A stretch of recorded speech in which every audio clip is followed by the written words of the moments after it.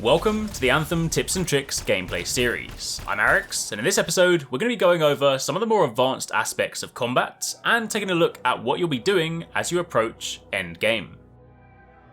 By now you should be familiar with your chosen Javelin, whether you favour the versatility of the Ranger, the speed and agility of the Interceptor, the elemental mastery of the Storm, or the sheer power and brute force of the Colossus. Each Javelin has their strengths and their weaknesses, and understanding these is incredibly important when tackling some of the more challenging content Anthem has to offer. While you are ultimately free to play however you like, and there is no wrong way to use your Javelin, learning how your moves can complement one another can for sure give you the edge in battle. You may have noticed, whilst playing Anthem, that some combinations of moves, whether that be solo or in a team, result in combos.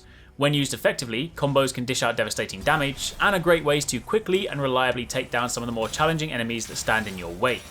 In order to pull off combos, you need to choose your moves wisely. When selecting your abilities, you may have noticed these icons here.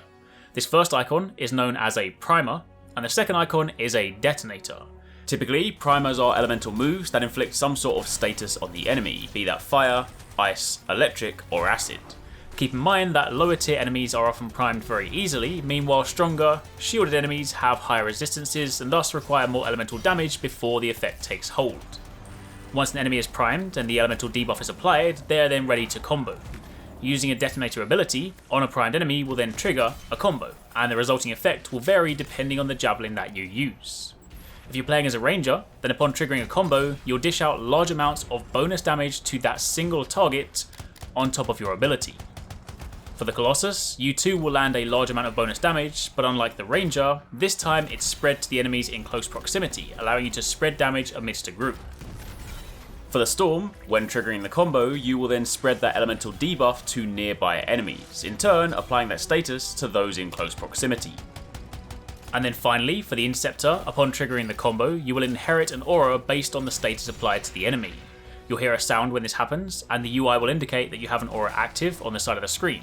All whilst this is active, simply standing in close proximity to other enemies will gradually apply this status, so the idea is that you trigger the combo, and you then get up close and personal with the enemy, dealing melee damage while simultaneously applying elemental stacks. Additionally, keep in mind that on top of some of your abilities, for the Interceptor, your double-bladed daggers also act as detonators, so you can melee enemies to trigger combos. It's important to note that when a combo is triggered, the enemies will need to be primed again before they can be comboed again, so only the first player to land the detonator will trigger the combo. Learning to use these, both when playing solo and in a team, will allow you to more effectively tackle the challenges that await you. While you're free to explore the world of Anthem alone, there will come times when teamwork is necessary. Strongholds on the highest difficulty are some of the most challenging content in the game, and in order to successfully come out victorious, you'll need more than just brute force. Effective teamwork is paramount, whether that be communicating to line up devastating combos, covering your teammates to factor in their weaknesses, or using key abilities to create openings. All of this is key to your success. The Colossus' Taunt ability is a great example. Using this to draw aggro, forcing nearby enemies to focus on you, in turn allowing your team to flank and focus on attacking the weak points. If an Interceptor is diving headlong into battle, hoping to exploit an opening with their double-bladed daggers, then a Storm could preemptively prime a group of enemies with an AoE ability, allowing for a powerful combo. Planning out your encounters to play to your team's strengths and weaknesses is one of the key pillars of advanced play. Throughout the game, you'll be exposed to a whole manner of different activities, beyond just the main campaign, but when you hit level 30 and approach endgame, strongholds and legendary contracts will be where you focus your attention. Strongholds are where the real challenges lie. Work through swarms of enemies and take on an epic boss in order to snag that sweet loot. Additionally, hitting max level will unlock the remaining difficulties, Grandmaster 1, 2, and 3. With these at your fingertips, you can dive back into the activities you've become familiar with and tackle them with a whole new challenge. Higher difficulties offer better chances at rarer gear, so if you're truly chasing that power, then this is where your focus will be. When you reach Anthem's endgame, you'll begin searching for those perfect gear pieces, and working hard to build loadouts that not only boost your power level, but also selecting gear pieces with bonuses that complement one another.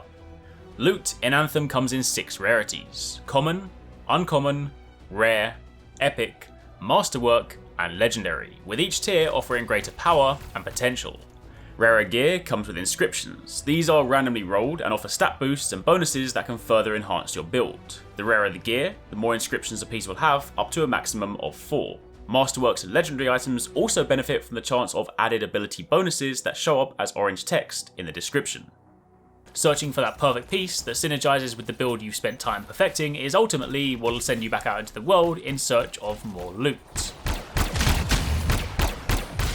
Of course, there's no such thing as one build to rule them all. After all, Anthem is a game of choice, so when you've settled on one build, it's time to think of another way to play.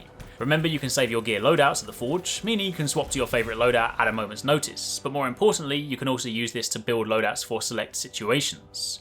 Is your team in search of some support, someone who can control enemies and create combo openings? Save that. Maybe you're diving into an activity and know that the enemies are especially weak to fire, then load up that fire build. Or maybe your team need a tank, then pull out a defensive build. Save your loadouts and experiment with your abilities to find new and exciting ways to play. Then finally, let's say you found a weapon or a gear piece that you really like, but the inscriptions aren't quite what you're hoping for. What do? Go back out into the world and hope that the item drops for you? I mean, sure, you could do that, or you could then turn to crafting. As you explore the world, you'll see nodes that can be harvested. These yield crafting materials. If you obtain weapons or gear pieces that you don't want, these can be dismantled into crafting materials. And even when you open chests or loot other items in the world, those too can yield more materials. All these items will be incredibly important in Anthem's endgame.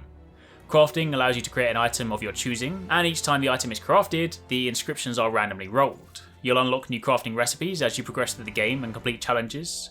You can track these challenges in the menu, so if there's something you're really chasing, you can focus your efforts on that particular item.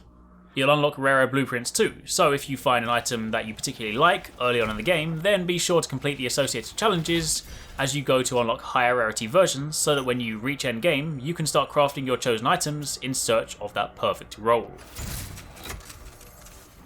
That, freelancers, is it for this video. Now you have an understanding of some of the more advanced aspects of Anthem.